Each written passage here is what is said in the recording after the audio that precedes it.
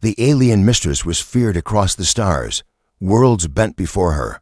Armies obeyed her. But deep in her heart, one question burned.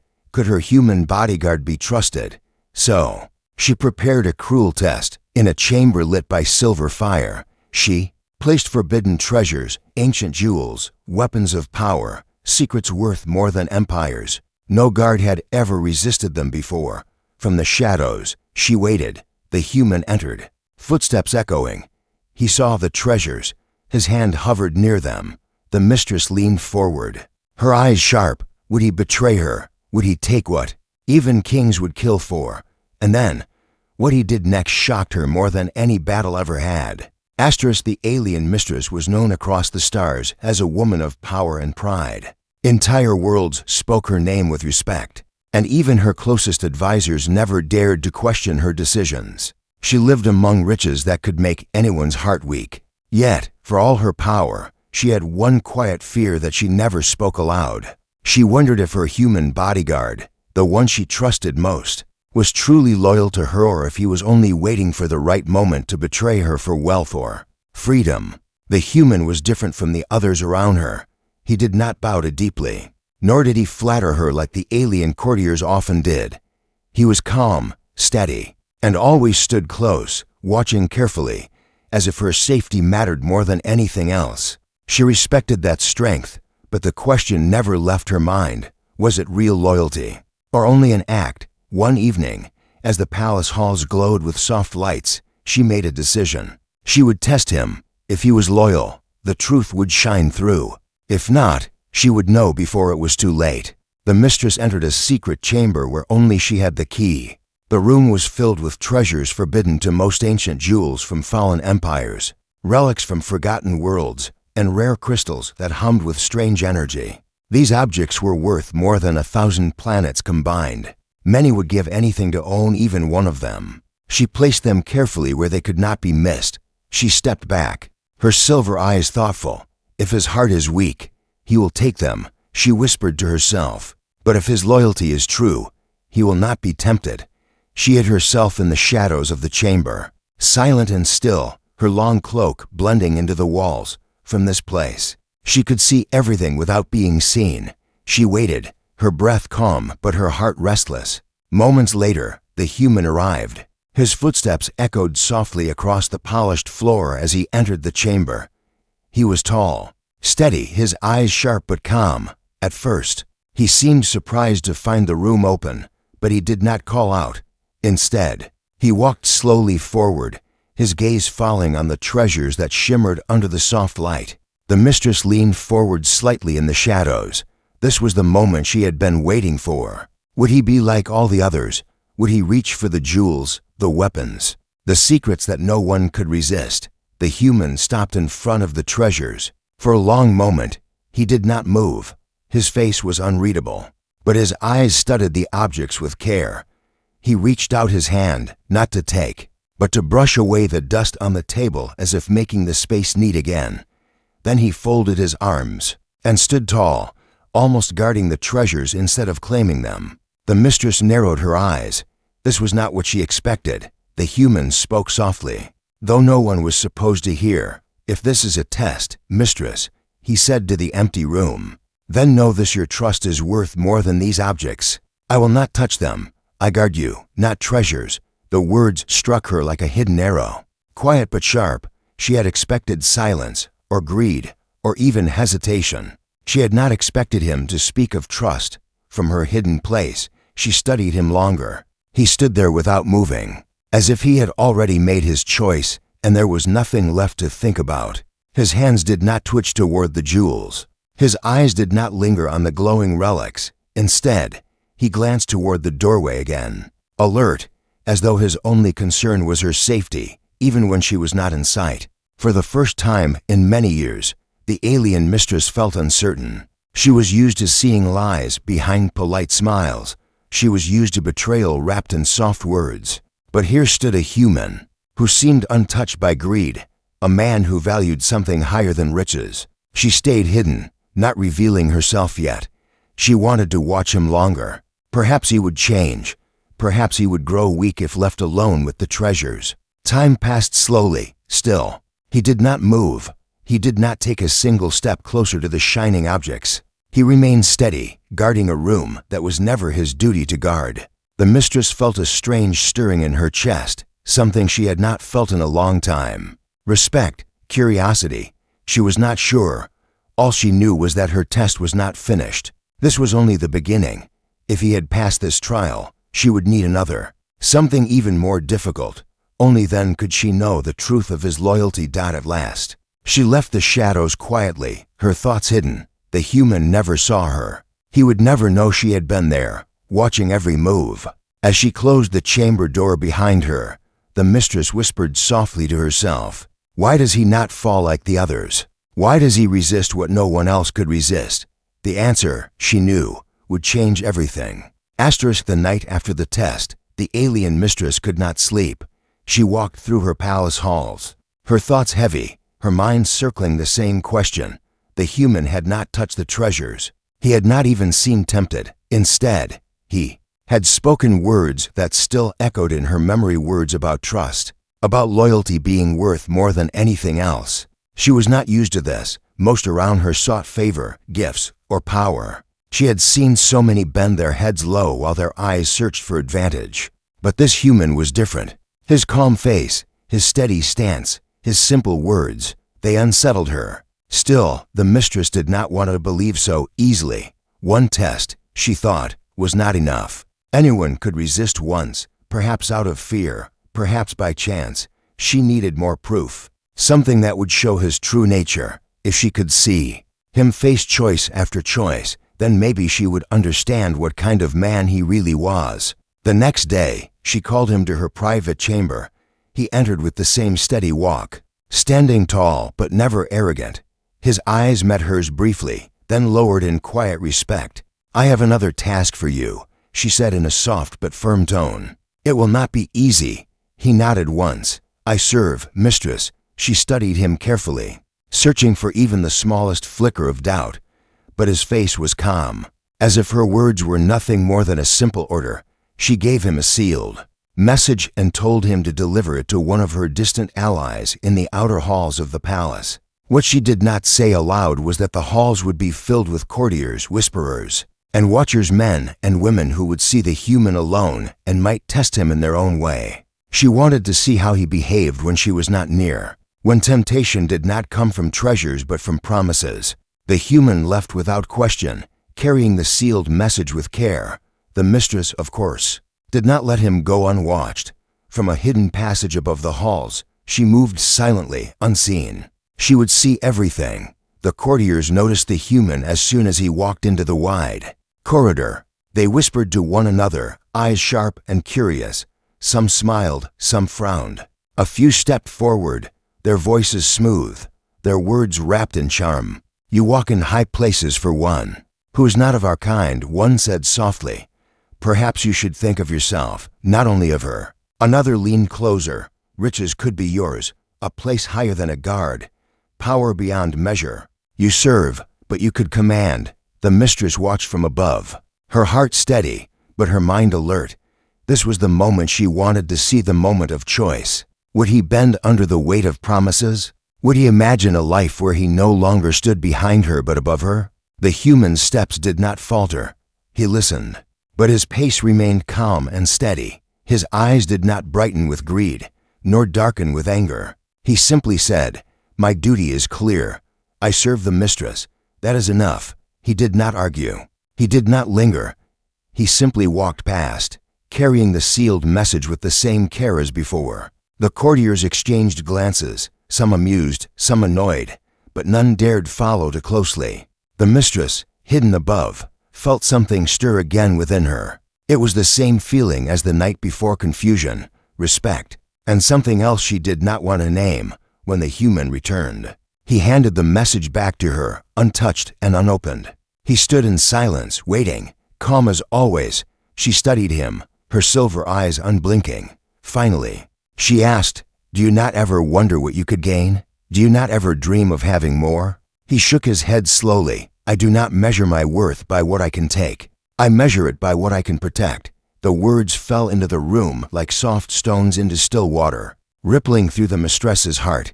For the first time, she did not know what to say. That night, as the palace grew quiet, she sat by her window, looking out at the endless stars. She had set another test, and again he had passed it without hesitation. He had shown no hunger for wealth, no desire for power. Instead, he seemed shaped by something rare, something she had not seen in any of her kind. The mistress realized that each test was not only revealing the human's loyalty, it was revealing her own heart, her own hidden doubts, her own quiet longing for something she could not yet name. And she wondered, as the stars shimmered above, how many more tests it would take before she understood the truth she was afraid to face. The days that followed were quiet, but the mistress's mind was never still. She replayed the human's words again and again, each time trying to understand why they unsettled her so deeply. He had resisted the treasures. He had ignored the whispers of the courtiers. He had shown no sign of weakness, no flicker of greed. Most would have fallen long ago. Yet he remained unshaken. She wondered if perhaps she was wrong about him. But the mistress was not one who trusted easily. She told herself that even the strongest walls could break, given enough pressure. If he was truly loyal, then he could face one final trial, a test not of riches, not of whispers, but of choice. She called him to her chamber one morning. The room was filled with soft golden light, and the mistress sat by a long table with a map of her worlds spread before her. She looked at him carefully, as if searching his face for secrets he did not know he carried. "I have another task for you," she said, her voice calm. The human bowed his head slightly. "I will do as you ask, mistress." She gave him no treasure. This time, no sealed message. Instead, she told him of a place deep within the palace, a hall of records that held her most private knowledge, secrets of trade, alliances, and promises. Very few had ever been allowed inside. She handed him a small key and said, "Go there. Guard it for me until I return." Her words were simple, but the test was not. Inside that hall were documents that could change the balance of power across the stars. If he so much as opened one scroll, he could learn secrets worth more than armies. If he carried even a single record out, he could rule far beyond his station. The temptation was invisible but greater than gold. The human accepted the key without a word and left the chamber. The mistress followed quietly, unseen, moving through hidden passages until she reached a high balcony that overlooked the hall. From here she could watch without being noticed. The human entered the vast hall, its walls lined with endless shelves and glowing crystals. The silence there was heavy, almost pressing. He closed the door behind him, then stood still for a long moment, as if sensing the weight of the place. Slowly, he began to walk among the shelves, his footsteps soft on the polished floor. The mistress leaned forward, her eyes sharp. Would he reach for the records? Would he be tempted to read what was never meant for him? The human paused near a shelf glowing faintly with blue light. His eyes moved across the rows of scrolls and tablets, and for a moment, the mistress thought he might touch one, but instead, he placed his hand lightly on the shelf, not to take, but almost as if to steady himself. Then he drew his hand back and turned away. He found a place near the center of the hall and stood there quietly, watchful, as if guarding the room rather than exploring it. He did not move toward the shelves again. Time passed, the silence stretched, and still he did not give in. His eyes did not linger on the secrets. His hands did not reach for the forbidden. Instead, he waited, steady and patient, as if the greatest treasure he could protect was not the records themselves, but the trust placed in him. The mistress felt her chest tighten with something she could not name. She had expected hesitation, maybe even curiosity. She had thought that leaving him alone with knowledge so powerful would reveal the cracks in his loyalty. Yet again, he stood unshaken. Finally, she stepped down from her hidden place and entered the hall. Her footsteps echoed softly, and the human turned toward her at once, his posture straight, his face calm. "You guarded the hall well," she said, her voice low but steady. "It was your command," he replied simply. Her eyes narrowed slightly. "Did you not even wonder what was inside these shelves? Did you not wish to look, even once?" The human shook his head. "It is not mine to know. Curiosity can be a kind of theft, mistress. I would not betray your trust for the sake of questions." The words lingered in the air between them, quiet but heavy. The mistress looked at him for a long time, her silver eyes unreadable. At last, she turned away, but inside her heart was not calm. That night, she stood by her window once more, gazing at the endless stars. Each test had brought the same answer. The human did not bend, did not falter, did not betray. His loyalty was a wall that no temptation could break. And yet, she realized with a sudden shock, the tests were no longer only about him. They were also about her. Each time he passed, she felt something change within herself. Respect, yes, but more than that, a quiet warmth, a strange closeness, something she had never allowed herself to feel for anyone. She whispered into the night air, almost afraid of her own words. "What is it about him that unsettles me so? Why does his loyalty feel like more than duty?" The stars gave no answer, but deep inside, the mistress knew the truth was drawing closer whether she was ready to face it or not. The palace was quieter than usual. Even the long crystal corridors seemed to hold their breath, as though they knew the mistress was deep in thought. She had tested her human guard again and again, yet he had not once failed her. Still, she could not rest. His loyalty was clear, but what troubled her now was not doubt about him, it was doubt about herself. For many nights she had asked the same question in silence. Why did his simple words stay with her? Why did his calm presence feel heavier than all the jewels in her chambers? She had ruled for years without letting anyone close to her heart. But this human, who had no riches, no throne, no special title, was beginning to shape her thoughts in ways she had never imagined. The mistress decided she could no longer watch from the shadows.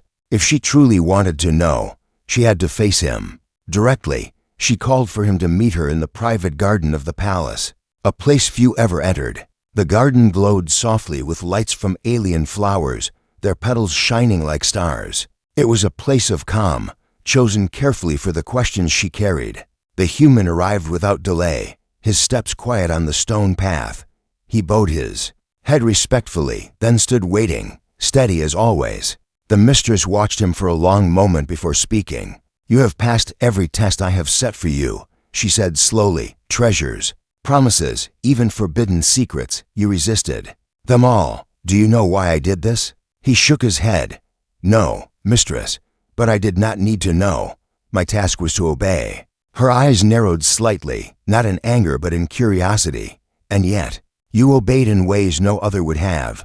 Most would have reached for jewels. Most would have listened to whispers.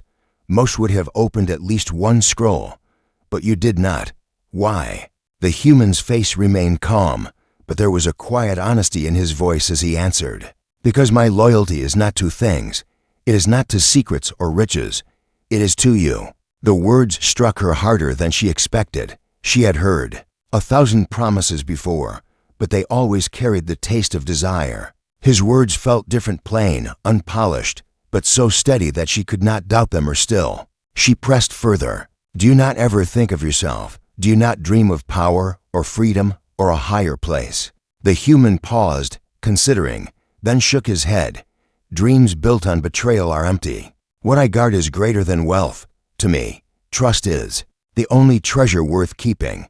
The mistress felt her breath catch for a moment. She turned away, her silver eyes resting on the glowing flowers around them. No one had ever spoken to her in this way. No one had ever placed trust above gain, not even among her own kind.